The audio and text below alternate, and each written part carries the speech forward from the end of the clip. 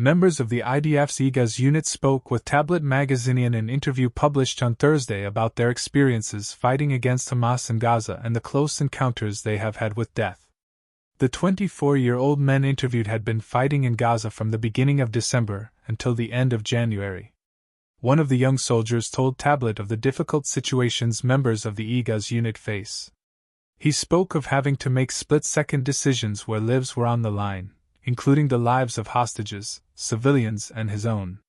To stand there, with your finger on the trigger, in front of a hole in the ground, a Hamas tunnel, at 3 o'clock in the morning, and someone says to you, "Listen, you've got to make sure that the person that comes out of there isn't a hostage before you shoot. But if you take too long, a split second too long, and the person that comes out of there is actually a terrorist, and he shoots you first, nobody says that to you, but that's what goes through your head," the soldier said. In December, a similar situation to the one described by the Gaza fighter occurred. Hostages Alon Shamriz, Samer Talalka, and Yotam Hayam were mistakenly killed by IDF soldiers during an intense combat with terrorists in the civilian neighborhood of Shujaja in Gaza City. IDF units operating in the Gaza Strip. A big responsibility, ensuring fellow soldiers make it home. One of the soldiers spoke of the weight his 2 months in Gaza had on his mind, and the responsibility that came with his role. "Every day that I woke up in the morning, I wake up, I open my eyes and I say F********.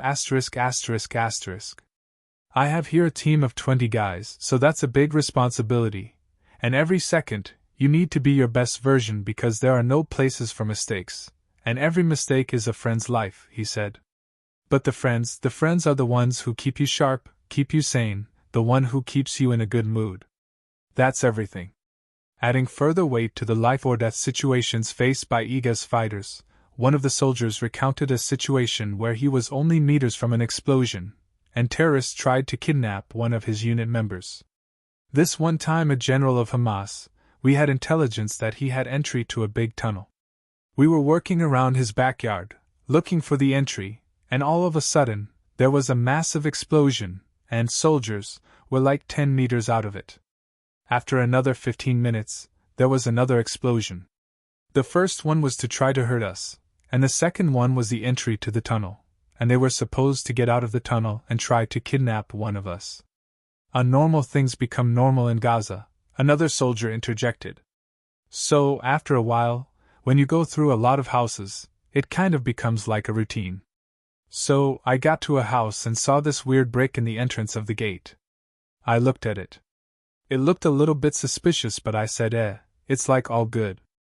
I came to push the gate open and get inside the house and then, pointing to the soldier next to him, yelled at me, "Stop." Like 1 moment before I pushed the door, and then we saw there's like a little wire going into a bomb in the end of the door. If I would opened it, I would have got a little bit explosion, the soldier said with a light chuckle. That's why I bring him, the soldier next to him, with me everywhere.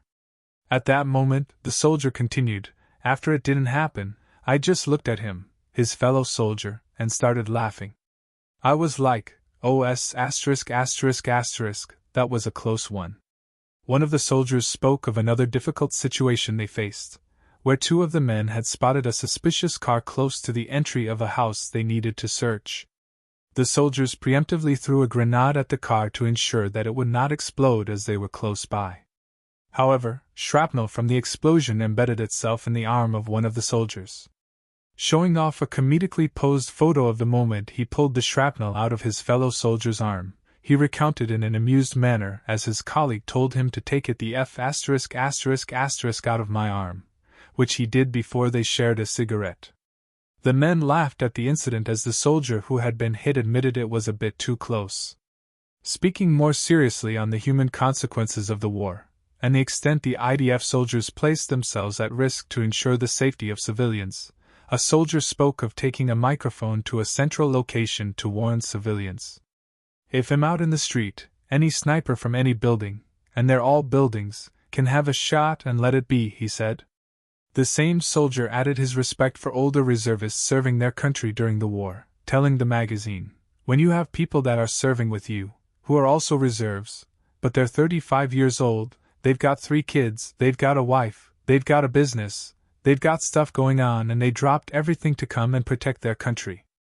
These are people who have no intention of, no real need for war. They just want to live their life. Returning to the comedic tone, the men spoke of how they hid the dangers they faced from their worrying mothers. "I lied to my mom throughout the war," one soldier admitted. "All the time." Another soldier also admitted his mother didn't know the danger he had been in. "We tell her only the laughing things."